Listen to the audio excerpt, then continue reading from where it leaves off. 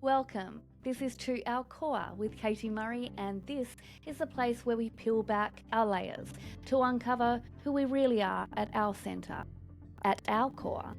And think of it as a chat with your bestie, the one who can make you laugh until your belly hurts, who is ridiculously unfiltered, and will lovingly call you forward to help you cut through the noise and get real with yourself.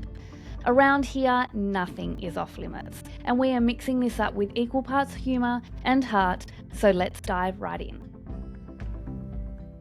The space, as per usual, that we peel back the layers and talk about the things that other people might not be talking about, and also what it actually means to live, lead, and love with courage, clarity, and your heart. I'm Katie Murray, life and mindset coach, speaker, mum of three, and someone who has certainly rewritten her fair share of old stories. Today we're going to be diving into a topic that I think affects absolutely every single one of us, and that is the stories that we tell ourselves. You know, the ones, the sneaky little narratives that run quietly in the background, shaping our thoughts, our emotions, and ultimately our reality. You know the ones. I always have the worst luck, or things just, they never seem to work out for me yet. I've just accepted that that's how it is. Or maybe even, this is not my year. This is just not my year. And we may say them half jokingly and in jest. And guess what? Our brains are listening, and our brains take us so very seriously. So today we're going to be unpacking how our stories become our self-fulfilling prophecies. Why messages like 2025 just isn't your year can be so incredibly damaging. And I want to also offer 3 practical ways to reclaim your power so that you can start telling yourself stories that actually serve your growth and not from a place of fear. So let's start here. Every single one of us is walking around inside a story, and it is built from our experiences, our beliefs, our culture, and our conditioning. And here's the tricky thing though. Most of us don't even realize that we are the ones that are writing this story. That our thoughts aren't just commentary, benign. They're actually really creative. And when you say things like, I have the worst luck, your brain doesn't say, oh my God, she's being so dramatic. It says, right, okay, let's help prove her to be true. Because your brain is wired to seek evidence for whatever you believe. It wants to keep you right. In fact, it thinks it's doing you a massive favor by finding evidence to prove that you're right. So if you're saying things like, I'm just an unlucky person, your brain goes scanning through your day to prove you right, such as you got stuck in traffic. See? Bad luck. It's like a magnet to you. You spill your coffee? So typical me. I shouldn't have worn white because this is the person I am. I can't drink coffee and wear white. You miss out on a promotion and you say, see, told you so. I was never going to get it anyway. And in doing that, you build a case file for your story and it becomes your truth. Not because it's necessarily real, but because it's repeated. And this is what we call a self-fulfilling prophecy. You think it, you feel it, you act from it, and then surprise, voila, you create it. It's not magic. It's mindset plus attention plus evidence. Now, I have to talk about something I saw recently that really hit a nerve for me. It was a reel on social media of a woman talking about, she does astrology readings for 2025, and she said something like, 2025, this isn't a year for thriving. It's a year for surviving. So many people are coming to me with this, and so many readings I'm having are supporting the fact that this isn't the year to thrive. So don't expect the big wins or breakthroughs. Celebrate instead your ability to survive this and be gentle with yourself. And honestly, when I saw it, I really had to take a pause and a very big deep breath. And I did go and have a look at some of her other reels that she created on social media, and there was a lot that I actually agreed with. Okay? There was a lot that I can see was intended to be so helpful and so supportive and so compassionate to other people. And also, I have a choice on this platform to either stay silent to the things that I see or to speak of them. And so, this particular example, I wanted to give an alternative perspective because this woman has a right to her perspective. She has a right to her beliefs in astrology and what she's ascertaining through her readings, from her experiences with other human beings. And also, my opinion, my perspective is that the narrative in that reel can potentially be incredibly damaging. Because while I'm all for self-reflection and energetic awareness, I love understanding cycles and seasons, this message is harmful because it subtly tells people, you don't have any control here, the stars do, the energy does, just survive until your time comes. And I'm sorry, I don't agree with that. I don't agree with you needing to wait. Thriving isn't something that just happens to us. Thriving is something that we choose. When we make the decision, this just is not our year, what we're really saying is, I am not responsible for what happens, and I am not responsible to step in to make changes here. And by doing that, you hand over all of your power. You stop taking aligned action because you have already decided it's not worth it. Because you know what? This year, it's for survival, not for thriving. So I wanted to share my truth as a different perspective, as a different lens to consider. And that thriving is not a season. Thriving is not luck. Thriving is a decision. It is an everyday mindset, a daily choice to show up for yourself, to take ownership of your energy, and to create meaning in whatever season you're in. And sure, some years may feel harder. Some seasons may feel heavy. And that does not mean that you can't grow through them or that they can't hold magic within them. You can thrive in grief, in rebuilding, in uncertainty, if you decide to. Because thriving is not about perfection or outcomes. It's about how you meet yourself in the process. So let's circle back to how powerful our thoughts actually are. Our brains have something called confirmation bias, which is a fancy term for I see what I believe. So if your story is, I'm unlucky, people always let me down, money does not come easily to me, you'll subconsciously filter out anything that doesn't support that story.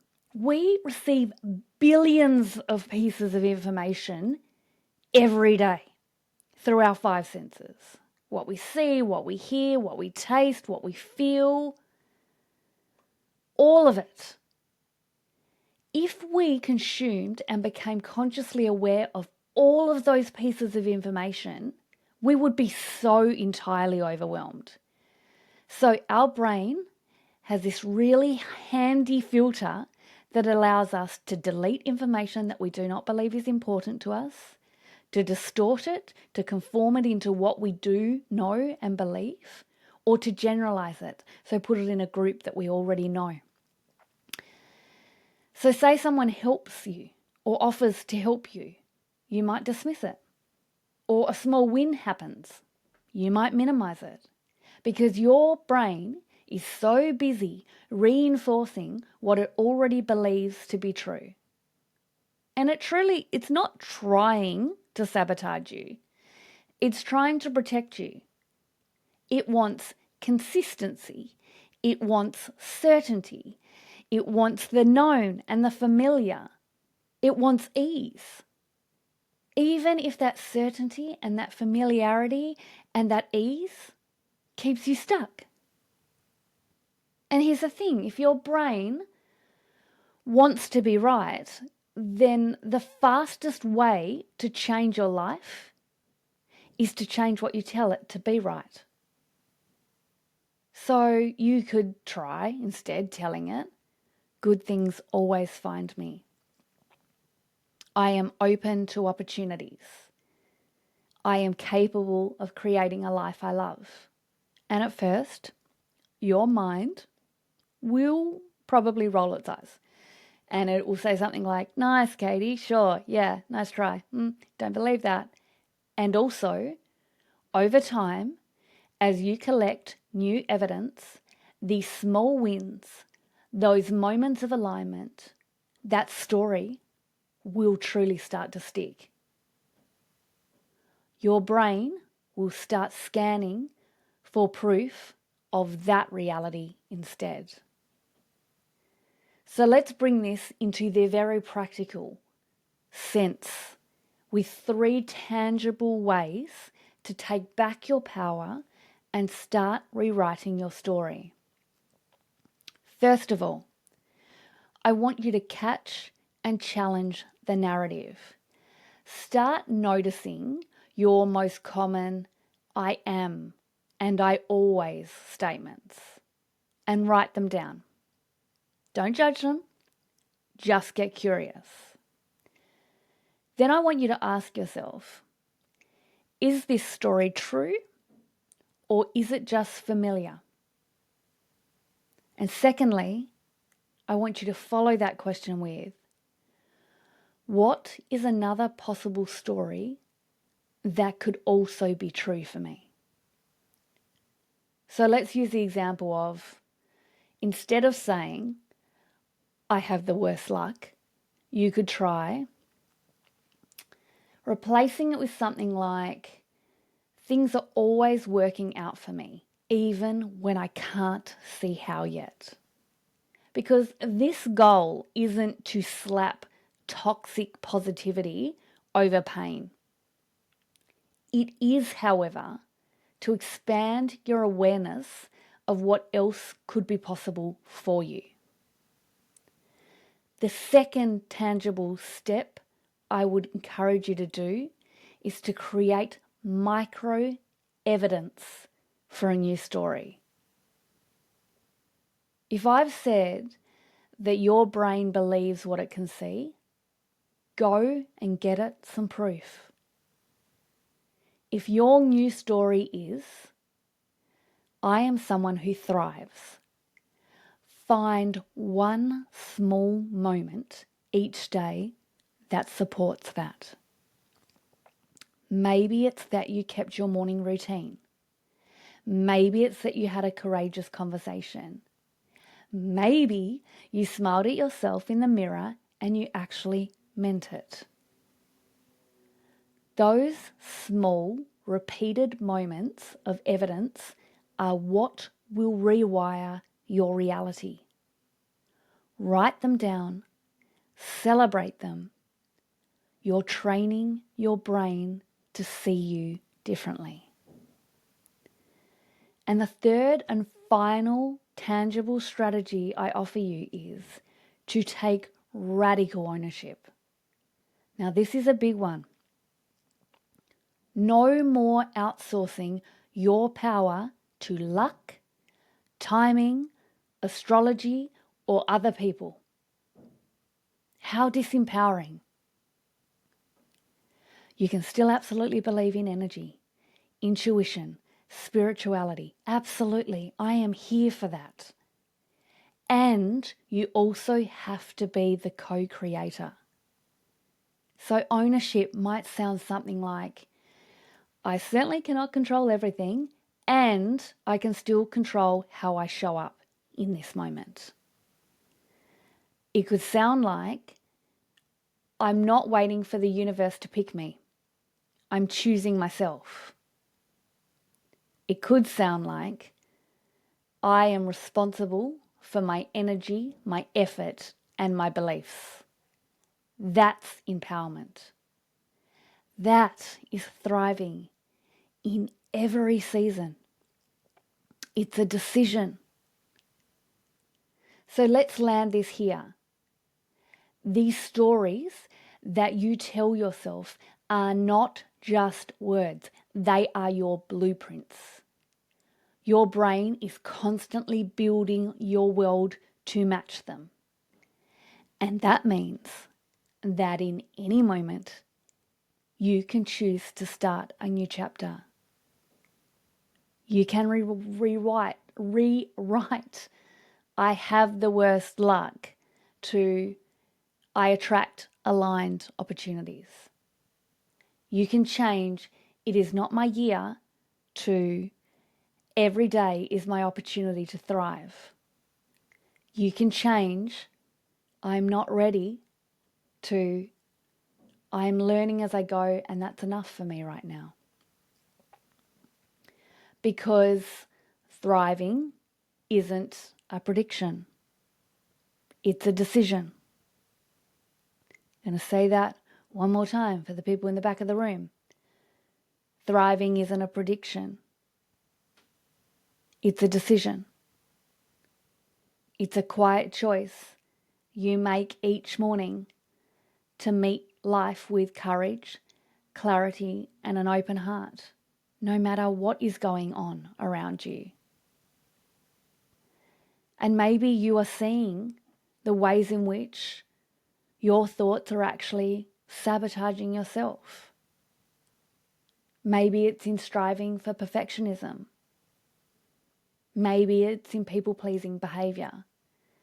Maybe it's in procrastination, where you're waiting for the timing to be right for you to thrive. Well, if that's you, then go to the link in the show notes to the very newly announced 6-week group coaching container that is coming called the Self-Sabotage Solution. It's a 6-week container. And at the moment, I'm just opening the wait list for that. And if you want to be the first to know how to kick procrastination, people-pleasing, and perfectionism to the curb and stop getting in your own way and cock-blocking your own opportunity to make this year whatever you damn well want it to be, even though we might only have a short amount of time left of this year, or depending on when you listen to this episode, it might be the start of a new one. It doesn't matter where we are in the year. You get to choose right now, that you get to step into choice, that you get to make the decision for yourself, that you get to thrive right now, no longer waiting. So if you're like, I think I need some help around this, then go to the link in the show notes, join the wait list for the Self-Sabotage Solution so you are absolutely the first person to know about when that program is opening its doors and when you can join. And if this episode resonated with you, you know what to do. Go on, share it with someone who needed it as a reminder that their story is not fixed. They actually hold the pen.